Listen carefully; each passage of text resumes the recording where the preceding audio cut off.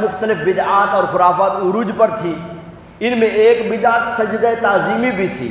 اس کے رد میں اعلیٰ حضرت رحمۃ اللہ تعالی نے ایک رسالہ فرمایا، تحریر فرمایا الزبدۃ الزکیہ لتحریم سجود التحیہ، ایسا رسالہ کہ جو تعظیمی سجدے کو حرام کرنے کے متعلق ہے۔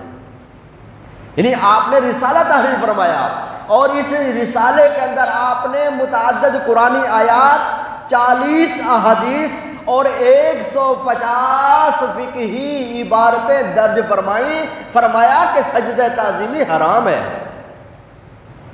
اور امام اہل سنت نے یہ بیان کیا ہے، آپ نے یہ تحریر کیا ہے، اور بے وقوف لوگ اس کو اہل سنت کے گلے میں ڈالیں اور کہیں کہ امام احمد رضا جو ہے وہ شرک و بدعت کی ترویج کرتا تھا۔